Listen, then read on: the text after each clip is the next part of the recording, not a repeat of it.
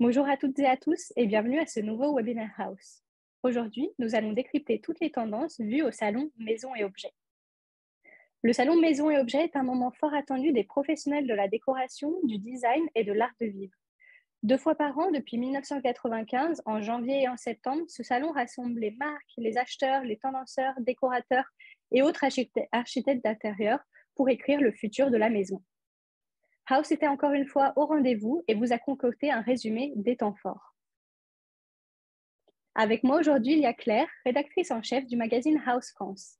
Elle nous donnera toutes les infos à savoir sur cette édition. Alors bonjour à toi Claire. Bonjour Camille et bonjour à tous. Avant de commencer, est-ce que tu peux nous dire 2 mots sur cette édition? Oui, tout à fait. Alors pour commencer, on peut peut-être présenter le thème de cette édition qui se concentrait cette année sur des questions qui sont d'importance, comme celle de la numérisation qui pousse la création à se réinventer et emprunter des pistes inconnues jusqu'au métaverse. C'est la problématique d'ailleurs qui a nourri la réflexion du tendanceur Vincent Grégoire, donc qui chaque année fait un peu le thème du salon. Et donc, il a utilisé pour cette édition le terme métasensible. Pour l'expliquer, il nous a dit aujourd'hui, le consommateur adopte des postures oxymoriques qui reflètent notre monde de paradoxes. D'un côté, il est dans une quête d'ancrage qui s'exprime en particulier dans la reconnexion à la nature en mode slow ou encore dans une attirance pour l'artisanat et la pièce unique. Et de l'autre côté, et c'est là qu'est la nouveauté, il parle d'une hypersensibilité qu'il appelle métasensibilité, soit un monde où tout s'accélère grâce à des acteurs biberonnés au numérique qui explorent les possibilités de la cyberactivité. Alors dans cette session de webinaire, nous allons toutefois nous concentrer sur 3 autres points essentiels du salon. Le premier étant upcycling, comment consommer avec plus de conscience. Enfin, nous verrons les tendances en termes de couleurs et mobilier, et puis les innovations et nouveautés en termes de matériaux. S'il y avait un mot à retenir de cette session, ce serait celui d'upcycling. En clair, de nouvelles créations provenant de déchets recyclés. Depuis la pandémie, les éditeurs de l'univers de la maison parlaient de changer notre façon de consommer et leur manière de créer. Nous l'avons déjà d'ailleurs évoqué à plusieurs reprises dans nos derniers webinaires.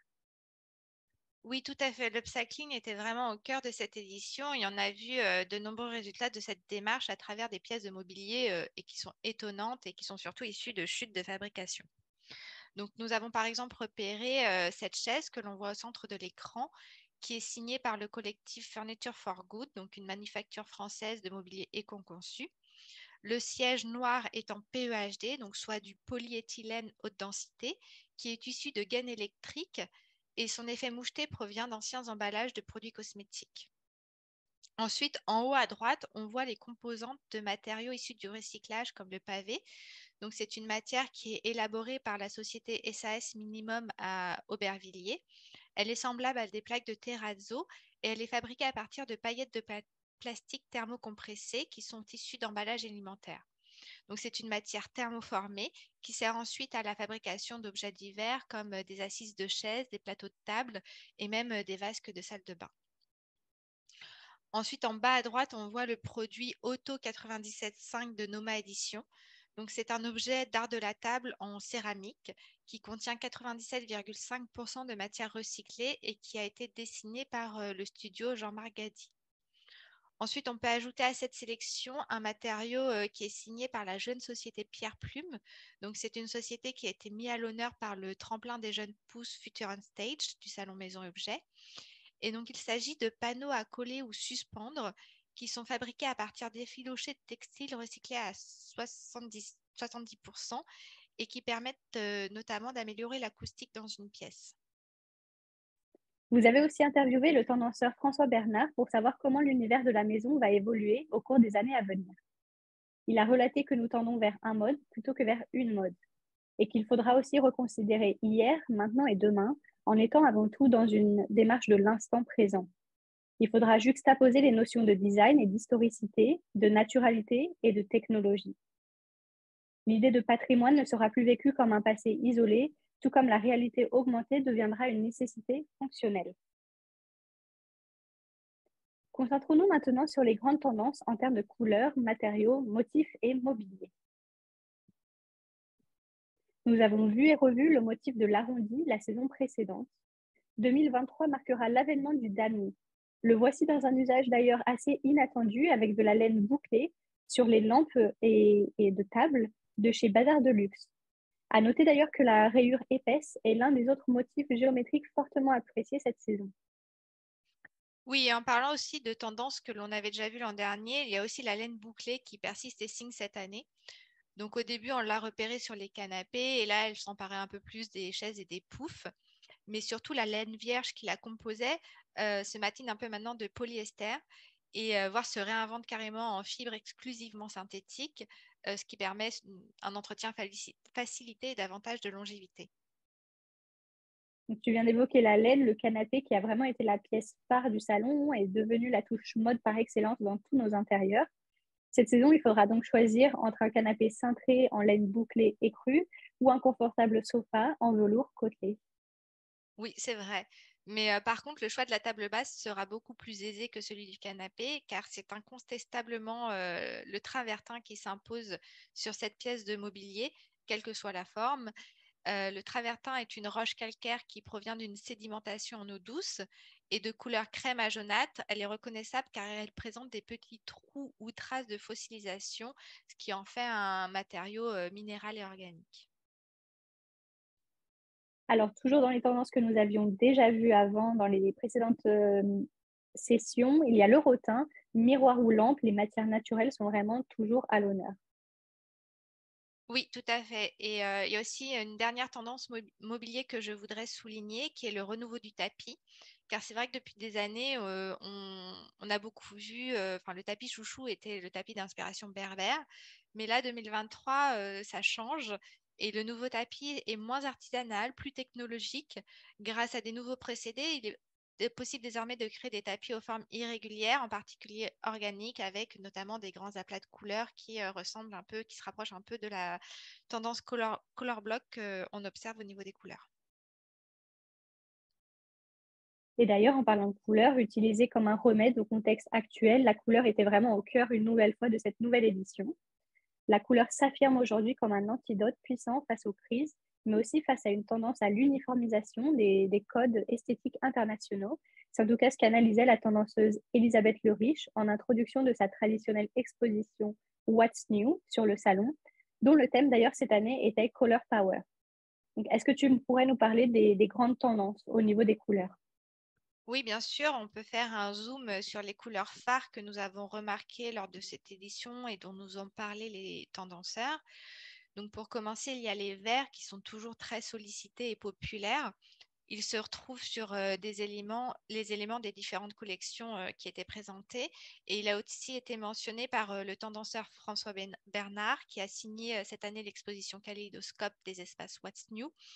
Donc, lui a choisi de mettre en avant une teinte particulière qui est le jade et qu'il décrit comme une nuance qui possède, à l'image de la couleur céladon, un spectre très large, plus ou moins grisé, plus ou moins bleuté et plus ou moins vert.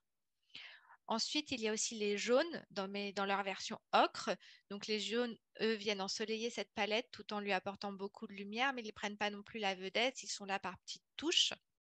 Et ils sont là aussi pour introduire les teintes orangées que nous a aussi mentionné François Bernard.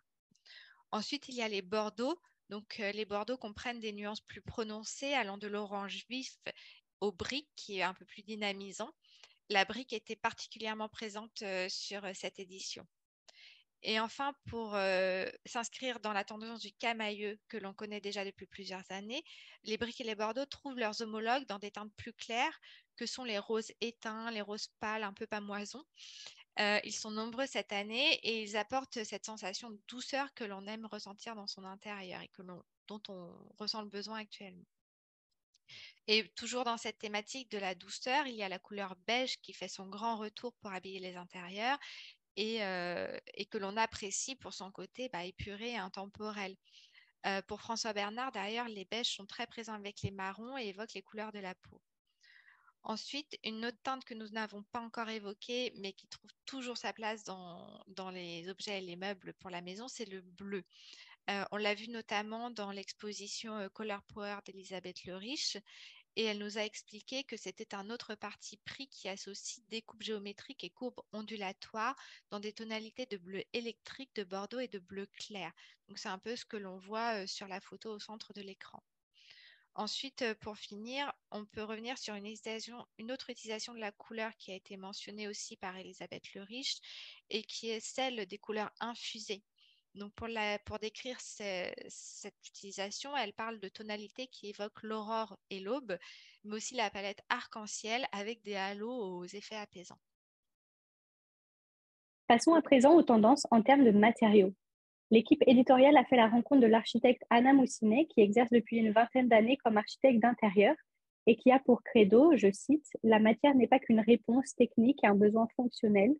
Intégrée à un projet, elle permet de véhiculer un supplément d'âme, celui qui emporte l'enthousiasme.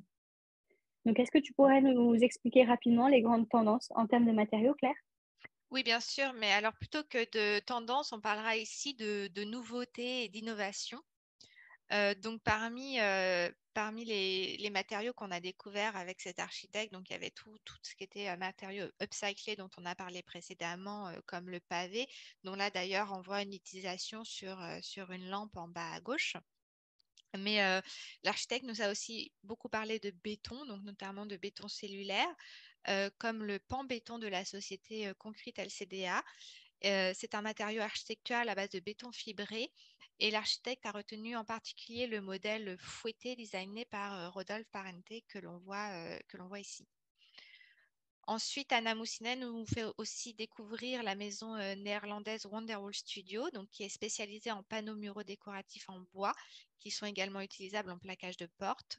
Wonderwall Studio propose des panneaux en teck d'Inde ou d'Indonésie qui sont sculptés à la main par des artisans locaux ou des racines de teck traitées en bois debout. Le chêne des marais, autre essence qui a été représentée, et permet aussi de produire des décors qui sont plus sombres et appréciés.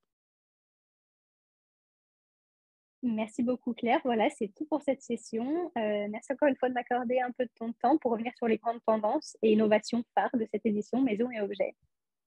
Merci à toi, Camille. Et si vous voulez aller plus loin, vous retrouverez tous les liens des articles qu'on a fait sur Maison Objet dans la description de la vidéo sur YouTube. À bientôt pour une prochaine vidéo House.